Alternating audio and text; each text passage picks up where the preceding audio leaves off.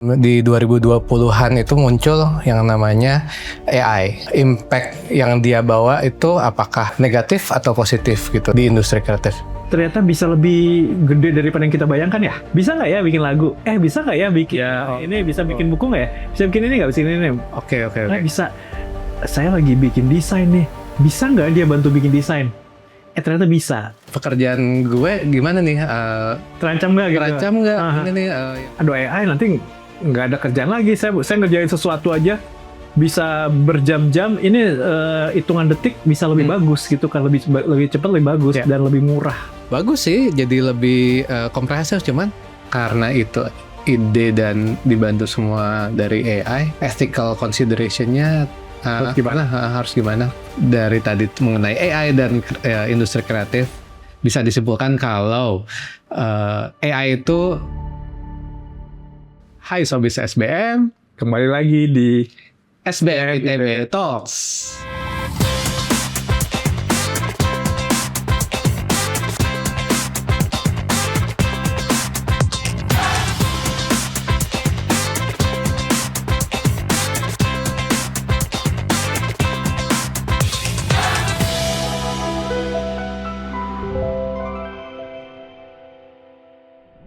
Halo, nama saya Bayu Ningrat.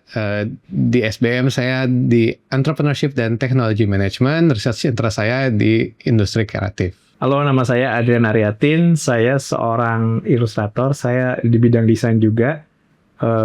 Saya praktisi bisnis juga, industri kreatif. Namanya Kaos Gurita dan saya akademisi juga. Pak Adrian, mau ngobrolinnya untuk kali ini tuh sebenarnya lebih ke arah industri kreatif. Jadi di luar sana ada industri, di luar sana banyak yang kreatif. Jadi peta industri kreatif. Jadi kita pengennya tuh lebih ngomongin konteksnya di industri kreatif. Peta industri kreatif tuh seperti apa sekarang ya 2025. Kenapa? Karena ada tamu baru nih. Di 2020-an itu muncul yang namanya AI. Jadi tentu saja impact yang dia bawa itu apakah negatif atau positif gitu di industri kreatif saat ini. Saat ini industri kreatif, saya memang geraknya di industri kreatif ya, tapi memang ada beberapa. Kalau AI ya yang kan baru munculnya nggak muncul, ramenya ya 2023 ya. Situ kan lihat, dan kita yang ternyata bisa buat ini, bisa buat ini, bisa tuh. Kita mulailah kita nyoba-nyoba, mungkin tahap iseng. Jadi belum tahu pada waktu itu ini bisa jadi apa. Exploration ya? Belum ya, masih explore lah. Dan ternyata bisa lebih gede daripada yang kita bayangkan ya. Ternyata bisa kayak gini. Bisa nggak ya bikin lagu? Bisa nggak ya bikin ini, bisa bikin buku nggak ya? Bisa bikin ini nggak? Bisa ini. Oke. Bisa. Saya lagi bikin desain nih. Bisa nggak dia bantu bikin desain? Ternyata bisa. Cuma mungkin pada waktu itu kan emang masih belum ini ya, belum sempurna ya. Masih ngaco. Bisa nggak bikin gambar ya? Bikin gambar orang bisa nggak ya? Ternyata ada, tapi jarinya banyak. Jarinya banyak. Terus yang gitu lah yang aneh. Sekarang kayaknya udah canggih banget ya, udah keren. Makin belajar kesini makin, ya kan namanya dia kan learning terus gitu. Jadi makin kita feed informasi, makin belajar lagi. Banyak benar-benar. Oke, jadi apakah threat atau opportunity nih kalau dilihat dari sudut pandang Kak Adrian? Kalau saya sih lihatnya yang positif ya. Opportunity kalau dari saya. Karena emang bisa banget dengan kemampuan kita yang misalnya kita punya kemampuan segini, kita bisa berlipat-lipat nih bikinnya, bisa berlipat-lipat hasilnya, outputnya bisa kita kayak dikali beberapa orang gitu. Dia bisa bantu dari segi kecepatan, dari segi kualitas tuh pasti, terus dari segi multi kerjaannya dia bisa multitasking bisa dia ternyata bisa bantu. Tapi kalau memang di tangan orang yang tidak tepat, kurang tepat ya bahaya juga ya sih. Bahayanya gimana? Ya bahaya, dia bisa bikin sesuatu yang, contoh ya, dibikin video. kita bisa saja nempelin muka orang dan dia bisa ngomong apa dan untuk jadi bukti yang ngaco gitu. Iya, iya, iya. Itu kan bisa banget. Dan itu mengerikan sih. Iya, iya, Mengerikan iya. sih. Untuk scam gitu ya. Ya, betul. Bajak-bajak muka orang, terus scam, memalsukan dokumen misalnya. Iya, itu juga kan karena ngelihat kalau sekarang tambah rapi ya. Iya. Jangan tambah rapi jadi. Apa maksudnya bukti yang palsu sama yang asli mana nih gitu? Iya, takut. Oke. Apa ya? Ya kita nggak, kalau orang awam ya nggak bisa bedain kan. Iya, iya. Percaya aja akhirnya kalau misalnya itu jadi gosip jadi apapun orang percaya. Baik. Menahan diri banget nih nggak ngomongin ijazah. Oke, terus. Nah, nah kalau kalau tadi kan positifnya ya, positifnya adalah efisiensi pekerjaan. Oke. Efisiensi pekerjaan, tandanya ada beberapa pekerjaan yang bisa digantikan. Ya. Nah, untuk teman-teman di luar sana nih yang lagi dengerin, lagi menyimak, pekerjaan gue selama ini gimana nih gitu? Gue harus gimana nih? Takutnya udah di take over sama teknologi. Misalnya kalau zaman dulu kita melalui perpindahan dari analog seni analog ke seni digital. Itu ada shifting teknologinya. Ya. Ada yang tadinya sketsa apa namanya ya? pakai alat tulis, kuas gitu. Manual ke si digital dengan softwarenya itu. Ya. Nah, itu kan ada pekerjaan yang shifting atau bisa jadi digantikan. Nah, kalau yang sekarang tuh gimana caranya? Ini kan gue punya skill nih. Gue punya skill. Gue punya duit, gue punya kuasa. Enggak. Nah, pekerjaan gue gimana nih? Terancam nggak gitu? Terancam nggak? Ini nih yang skill yang selama ini gue develop seperti itu. Ini kita persempit yang ngomongin desain kan? Bisa, saya desain. Iya. Saya kan tadi kalau ngomongin industri kreatif kayaknya banyak nih. Oke. Sendiri desain gitu ya. Kebetulan kita orang desain nih. Terus banyak kita dan teman-teman emang dari dulu dilatih untuk bikin sesuatu secara mungkin kalau zaman dulu manual ya. Belum ada ini masih pakai pensil, masih rotring lah. Tuh, masih kita pakai bantuan menggaris dan lain-lain gitu kan. Meja gambar betul. Terus yang kalau udah gitu mungkin tahun 2000-an udah mulai digital gitu. Dan sekarang yang digital ditambah sama kecerdasan buatan kan. Banyak orang yang merasa, kalau saya ngeliatnya merasa terancam nih, aduh AI nanti nggak ada kerjaan lagi, saya ngerjain sesuatu aja bisa berjam-jam, ini hitungan detik bisa lebih bagus gitu kan, lebih cepat, lebih bagus dan lebih murah jatuhnya. Tapi kalau saya sih mikirnya, saya merasa kita sebagai orang nggak akan bisa digantiin sih, cuma kita nggak boleh kalah pinter sama si AI. Oke. Jadi kalau misalnya AI pakai ya seperlunya aja gitu. Kalau misalnya kita menggantungkan ya tidak 100% atau 90% ke AI, kayaknya kita juga malah keenakan ya. Kita malah tumpul gitu loh. Nah, jadi bijak memilah-milah mana pekerjaan yang bisa dibantu, mana yang emang dari kitanya gitu. Ya soalnya kalau misalnya 100% pakai AI gitu ya, mungkin sudah mulai bisa. Cuma ya tetap sih kerasa ya human touch-nya kurang gitu loh. Meskipun sekarang AI udah ngeliat ada human touch-nya ada ya gitu. Ya. Tapi mulus gitu kan udah lebih. Iya udah oke lah, kadang-kadang kalau misalnya human touch itu kan ada sesuatu karya nggak sempurna banget ya. Adalah apa bisa sama dia dikejar loh. Kurang ajar ya gitu. Tapi maksudnya kayak kita jangan ya tetap kerasa sih ada ini, aduh ini ada yang apa ya gitu, ada yang kurang kalau nggak pakai human touch. Kerasa buat yang merhatiin ya, yang pemerhati desain. Pemerhatinya ya, kalau pemerhati ya. Oke. Ininya apa namanya? Karena udah banyak banget kita riset tentang melihat banyak karya. Hah? Jadi tahu ya mana, oh ini 90% ya AI-nya. Kayaknya iya, ini kayaknya banyak AI-nya. Karena makin kesini makin kelihatan pola ya. Kalau misalnya di Gen AI gitu, bahasanya tuh kayak udah ketebak gitu. Nih, kalau saya dari Iya. tugas-tugas mahasiswa tuh kelihatan gitu ya. Kelihatannya kayaknya AI banget. Mana yang AI, mana yang enggak. Soalnya ya disuruhnya ngejawab satu paragraf itu dia bawa harusnya 3 terus detail dengan ada apa namanya dots-dotsnya. Oh iya itu. Iya. Poin-poinnya bagus sih, jadi lebih komprehensif, cuman kayak bukan bahasa dia gitu. Iya. Ini yang ini kalau pakai dot itu pakai apa? ChatGPT ya? Iya biasanya gitu. Jadi kelihatan. Nah kalau desain juga mungkin kayak gitu ya. Apa kelihatan juga mana generate AI-nya, mana yang emang idenya dari. Kalau sketsa kan sekarang kemarin aja ada ini ya, yang sketsa, kita bikin sketsa tiba-tiba bisa jadi gerak gitu. Oh enggak, sebelum gerak ini 3D lah. Oh iya. Bagus banget kan?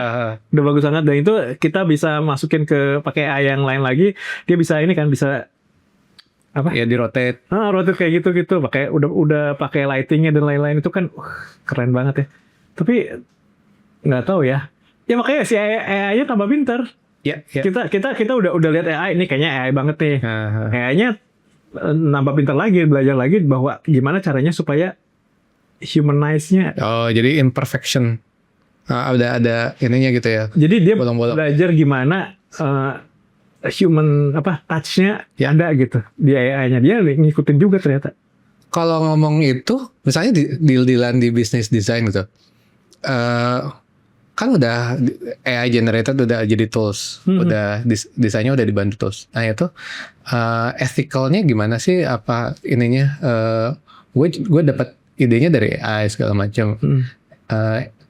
Apa namanya ya? Kayak karena itu ide dan dibantu semua dari AI, ethical consideration-nya harus gimana? Pernah ada yang ini nggak sih mengangkat itu nggak sih kalau di lapangan gitu Kayak pernah saya ada di medsos deh.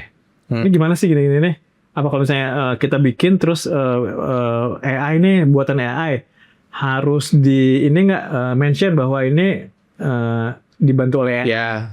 Atau misalnya enggak gitu kan? Nah kalau yang pada waktu itu saya cuma ngeliat aja di salah satu medsos, lihat. Saya lihat sih ada 2 pendapat. Oke. Yang pertama emang harus mention tuh bahwa itu AI. Disclaimer. Oke. Atau satu lagi nggak usah. Itu kan promnya dari kita. Oke. Jadi karena kan kita bikin promnya yang sedetail mungkin, akhirnya sekian. Udah itu kan cuma alat bantu aja. Sama aja kalau misalnya kita bikin gambar, grafiknya, terus kita nggak usah nyebutin softwarenya apa, aplikasinya kayak gitu. Jadi ada pendapat yang AI itu cuma sebatas itu gitu. Oke, so di balik ke sudut pandang akademik tuh emang sama ada 2 pendapat juga untuk bikin jurnal. Pernah datengin orang dari jurnal apa namanya Nature. Nature dia bilang kalau di jurnal pun itu kita pakai dibantu sama AI, viewing dan segala macam. Dan boleh kalian nulis jurnal dengan dibantu AI asal ada disclaimer, karena jurnal itu kan karya sastra, karya ilmiah, sorry. Oke. Karya sastra mah ini dong puisi, karya ilmiah. Jadi harus ada disclaimer di depan gitu kalau ini dibantu oleh AI. Di tahap apa namanya kerangkanya gitu misalnya. Kayak frameworknya harus ditulis gitu gitu, bukan semuanya gitu. Atau membantu di referensinya, mencari reference apa namanya literature review-nya. Gitu. Jadi kayak membantu di data mining. Literature review-nya. Sebatas itu. Jadi kayak disclaimer kalau scope-nya AI-nya hanya di sini loh. Dan itu harus akan dipakai itu untuk Nature ya, untuk si jurnal itu. Jadi boleh asal ngomong, sama kayak kita bikin jurnal kan, kita ngambil bahan ini dari sini, Iya, iya. citasi kan. Itu kan maksudnya research kan. Jadi kayak kalau kata ada satu dosen bilang, sebenarnya kan itu semuanya nyontek kan. Cuman nyonteknya bilang-bilang gitu. Iya, iya. Intinya gitu. Jadi kayak bahan-bahannya tuh diambil dari sini untuk mencapai sintesis ini gitu. Jadi Ya, AI pun akhirnya.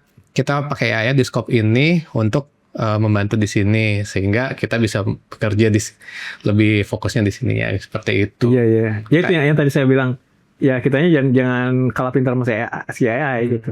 Jadi ya ada sih yang enggak ada, mungkin banyak kali ya yang bikin tugas ini misalnya sederhana ya. Bikin esai tentang ini. Bla bla bla. Dia cuma ngasih ke ChatGPT deh. Iya. Udah keluar kan, udah jadi copy paste udah. Dia kan kalau misalnya kitanya lebih pintar harusnya sih kita yang punya konsep kasih satu, udah gitu perdalam lagi konsep satu. Jadi nggak langsung gitu, langsung mentah-mentah kan, kebayang gitu. Jadi tadi bikin desain, bikin jurnal, saya pikir sih kayak gitu. Di desain juga cuman ide ininya aja misalnya gitu ya. Ide kasar, kita bikin apa, mentok, nanya lagi sebatas itu aja. Ya. Dia dapat lagi, kita kerjain lagi, itu harusnya sih jauh lebih dahsyat. Cuma Dan kan lebih cepat ya. Lebih cepat mungkin nggak karena bolak-balik kayak AI ya. Iya. Tapi maksudnya harusnya lebih dahsyat, lebih ada isinya lah gitu. Kita humannya ada, bantu AI cuma sebagai alat doang, mungkin cuma ya 20% kali nggak salah. Oke. Sepakat jadinya ini Kak, AI itu jadinya mirip seperti software kayak kita dulu bikin tulisan, gambar gitu ya, CAD atau Photoshop seperti itu. Kayak ya. Jadi ya itu membantu sebatas itunya, tapi ide. Kayaknya kalau pakai gitu sih, menurut saya lebih bijaksana aja. Jadi kita ilmunya bisa dipakai, kita ngasah ilmunya dapat sebagai orang ya, sebagai manusia, dan kita bisa dipercepat oleh tools. Kebetulan toolsnya AI gitu. Dan bisa production house-nya jadi kecil gitu. Jadi orang-orang cuman 2 orang. Nggak usah banyak-banyak. Iya. Soalnya kalau misalnya 100% bantu apa bedanya sama joki gitu lah. Tolong bikinin dong. Iya. Udah. Jadi bati ukur gitu kan bikin. Aduh, disebut lagi. Udah nggak ada. Udah nggak ada ya? Udah masih ada sih jasa. Dulu itu bikin di Iya. Konoha. Oke, di Konoha.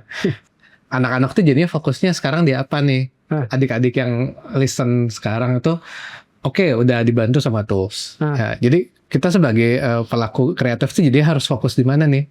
Membangun skill setnya. Ketika untuk skill yang yang untuk menulis atau menggambar atau ngediting segala macam udah ada toolsnya gitu, udah ada dibantu AI dengan cepat. Jadi kita harus untuk di industri kreatifnya kita skill setnya apa? Skill setnya apa aja? Apa yang nanti 2025 beyond nih, 2035 itu harus mengembangkan yang mananya? Oke, ngembang apanya? Kalau menurut saya sih pertama banget kita harus ngerti konsep. Oke. Ya, konsepnya. Kita mau kemana, kita mau ngapain. Itu dulu kan. Arahnya apa, rencananya gimana, plannya gimana. Itu sih dan nggak jalanin aja dulu gitu. Enggak dong. Nggak, mana tadi mau apa konsep. Yang tadi jalanin dulu aja. Bukan. Konsep. Udah konsep baru. Kalau konsepnya udah tahu, tanpa bantuan AI, kalau menurut saya. Oke. Dan itu mah wajib harus baca dari mana-mana. Saya punya konsep ini, dan dia bandingkan bahwa boleh sih maksudnya untuk referensi pakai AI, pakai apa silakan. Saya punya referensi ini, 1, 2, 3, 4, 5. Terus saya mungkin gabungan antara 1 dan 2 atau 2 dan 3 atau 1, 2, 3, 4 itu saya itu jadi konsep saya. Ya. Boleh. Udah gitu baru pakailah si AI buat ininya. Coba kalau yang mau dahsyat, AI-nya pakai, tools yang lain pakai, kan lebih kaya sih. Oke, jadi kita punya core-nya dulu, konsepnya. Kalau gitu, jadi ya supporting-nya aja. Supporting aja udah gitu. Tapi tetap apa ngikutin. Ini kan 2025 dan beyond ya. Ngikutin misalnya AI sekarang udah bisa apa, ini bisa apa. Soalnya kadang-kadang kita mentok ya ide ya. Benar. Kita mentok ide dan bisa nanya. Pertama AI awalnya kan mempelajari kita ya. Kita tuh siapa, bidangnya apa, Ya. dan lain-lain.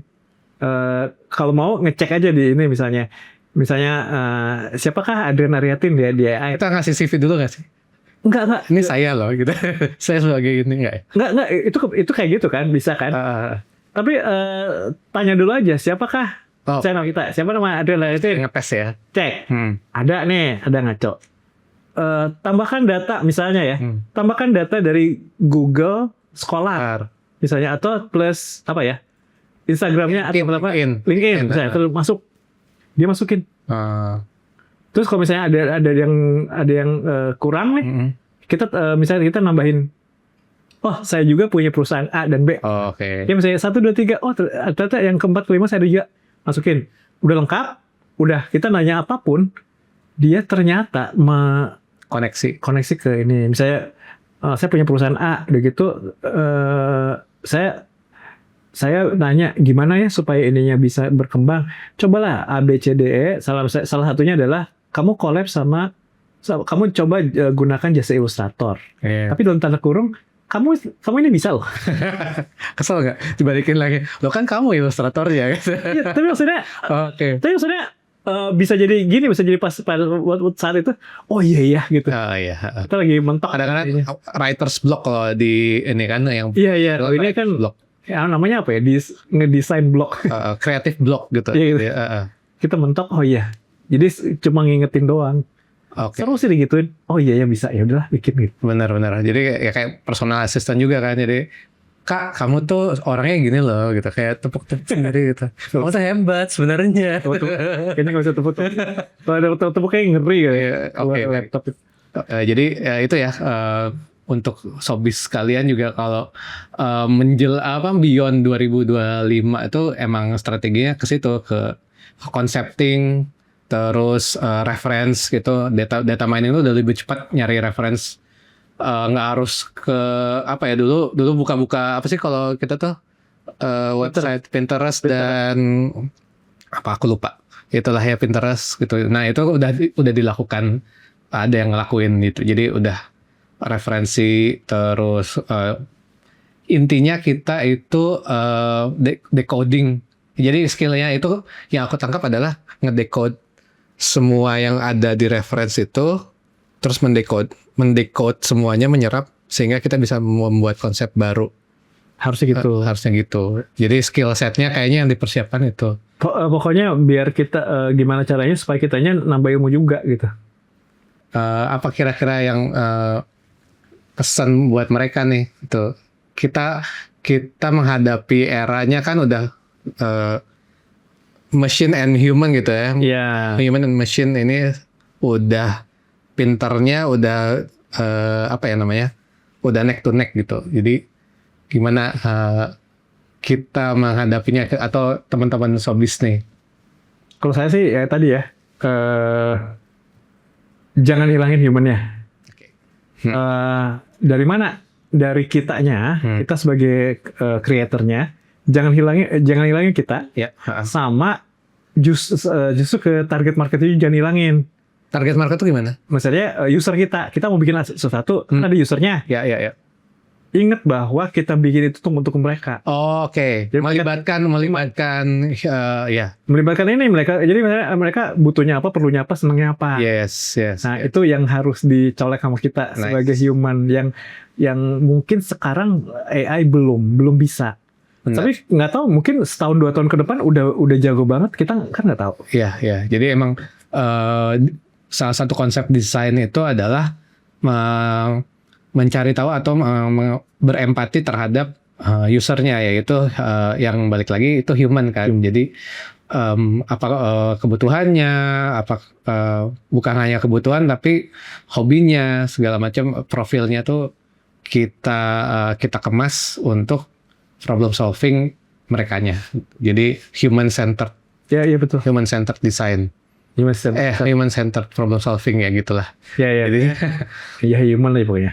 Jadi kembali lagi ini ya, kalau kita glorifikasi teknologi, kita sekarang strateginya adalah kembali lagi ke sisi humanisnya. Begitu. Yes. Yes. Setuju. Oke, kita masuk ke contoh kasus yang baru-baru ini yang di awal tahun 2025 tuh contoh kasus nih tren creativity versus AI-nya gitu. Jadi ada tren ketika teman-teman atau para pengguna AI merubah foto-foto pribadinya, profil atau keluarga itu ke arah ilustrasi Ghibli. Ya, sehingga stylenya Ghibli gitu, sehingga Hayao Miyazaki kreator Ghiblinya itu sangat terganggu membuat statement gitu. Kalau dia terganggu dengan itu. Nah, itu tuh apa ya namanya? Kita masuk ke ethics penggunaan AI. Secara etik jadinya seperti apa kalau kena ada yang udah merasa terusik di situ? Oke. Kalau yang tadi kasus gitu ya, saya yakin yang jutaan pemakainya nggak tahu. Oh, oke. Jadi ada yang lucu bagus ya. Ya. Tanpa mereka tahu Ghibli tuh Ghibli kan terkenal ya. Tapi maksudnya yang tidak kenal banyak juga. Nah, dan mereka cuma lucu bagus foto, dia masukin foto terus kasih prompt yang Ghibli jadi dan lucu dan mereka posting kan. Mereka posting jutaan orang ya lucu. Aku juga gitu kan. Udah gitu siapa tadi yang si Hayao Miyazaki. Nah itu si Pak itu dia protes kan. Ya, saya kebayang sih kalau misalnya saya jadi dia juga protes nih kan, gambar saya dipelajari stylenya, dibikin style yang udah kayak template gitu. Jadi semua orang bisa pakai gayanya dia. Jadi seolah-olah nanti satu hari bikin film yang style Ghibli, bisa pakai ini lagi, udah pakai AI langsung. Nah, akhirnya kan gitu. Dan karena emang memungkinkan ke situ. Yes. Nah dia, saya pikir sih dia lagi memproteksi karyanya sendiri, karya ciptanya sendiri. Jangan gitu dong, nanti emang dan betul kalau misalnya kita pakai karya orang, pakai style orang, ya kalau tanpa izin ya. Oke. Tanpa izin balik lagi kayak itu ya. Etis ya, atau misalnya kayak gitu. Cuma di sisi lain yang Ghibli itu makin mendunia nggak sih? Jadinya makin mendunia nggak sih? Orang udah banyak, tambah banyak yang tahu. Dan tambah banyak yang ini, harusnya pastilah banyak orang yang lihat kayak emang Ghibli kayak gimana sih? Akhirnya dia cari apakah Ghibli itu komik atau film atau apa sih? Animasi apa kayak akhirnya karena exposure-nya jadi banyak. Betul. Jadi sebenarnya bisa jadi silakan pakai tapi dibatasin misalnya. Sekali aja atau misalnya satu foto aja misalnya kayak gitu. Betul. Intinya ngomong dulu lah ya gitu pengennya. Jadi ethikalnya tuh ada satu consent dulu ya terhadap kreator. Kreatornya yang punya belum tentu punya license tapi yang menggambar pertama gitu. Punten dulu gitu mau dipakai. Tapi ya mungkin itu salah satu yang ini. Tadi kan kita lagi ngomongin industri kreatif ya. Salah satu yang lagi diperjuangin sama teman-teman sisi. Iya lagi. Iya kan? Iya bener. Dia bikin IP kan itu maksudnya. IP-nya kan bukan intellectual protocol bukan. Intellectual property. Bukan. Lagu ciptaan. Kita lagu ini. Terus orang udah lagu ini yuk dia bawainnya di YouTube lagi. Atau misalnya buat artis-artis dibawainnya di panggung yang sebagai off air. Oke. Jadi saya bawa lagu siapa nih gitu. Yang kemarin kan lagi ramai lagu Dewa. Itu kan lagunya siapa? The Groove kayak gitu kan. Dia nggak kayak gitu. Nggak boleh bawain lagu ini, terus kemarin kotak kalau salah. Kamu boleh bawain lagu ini tapi ngomong dulu dong gitu. Atau yang tapi balik lagi debatable lagi. Ada orang yang berpendapat si pencipta tanpa penyanyi nggak ini juga yang mempopulerkannya. Pencerita mikir ini lagu-lagu gue. Ya. Penyanyi kamu juga kamu nggak ada, saya bisa pakai penyanyi lain. Yes. Kan bisa gitu. Atau mungkin ada orang berpendapat yang populerkannya saya, orang tahu saya yang nyanyi. Dengan saya yang nyanyi, kamu kan terangkat itunya kayak gitu.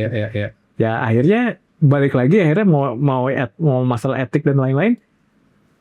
Ya masalah ini aja Gimana si kreatornya ya? Atau ininya aja, maksudnya apa namanya? perjanjian Ngobrol aja, gitu. Tinggal Ya. kesepakatannya gimana sih gitu. Kesepakatannya akad di depannya gimana ya? Iya gitu. Akad. Gimana akadnya ya? Oke. Jadi intinya sih ada izin dulu ya. Pengennya secara etikal itu. Kalau Secara etis ya. kalau memungkinkan izin dulu. Izin dulu. Ya, kalau tidak memungkinkan ya gimana ya? Iya kan aku mau nulis email gitu ke Ghibli. Oh, Iya. mau pakai dong buat foto keluarga gitu. Gitu kali ya. Kasarnya gitu. Kasarnya gitu. Gue udah izin loh. Oke, jadi ada kesepakatan di awal. Kalau untuk professionally ya. Ya, sebaiknya. Sebagai untuk apalagi untuk jika kita pakai karya itu untuk komersil begitu. Apalagi itu karena ini Showbiz kan lebih ngomonginnya ke arah bisnis dan entrepreneur gitu. Setelah obrolan dari tadi mengenai AI dan industri kreatif, bisa disimpulkan kalau AI itu kita pakai atau bukan hanya di industri kreatif tapi di segala industri itu tools ya. Jadinya berperannya sebagai teknologi yang supporting, tidak mengambil dari core konsepnya seperti itu. Jadi konsepnya dari human, yang AI itu hanyalah toolsnya. Jadi AI, Showbiz AI itu bukan akhir dari kreativitas, tapi sebuah redefinisi cara berkarya. Begitu Showbiz. Ayo Showbiz SBM, terus saksikan SBM ITB Talks di episode selanjutnya. Dan jangan lupa klik tombol like dan subscribe di platform YouTube dan follow di Spotify. Kita tunggu diskusinya di kolom komentar. Jangan lupa sebarkan podcast ini ke platform media sosial masing-masing ya. SBM ITB for the greater good.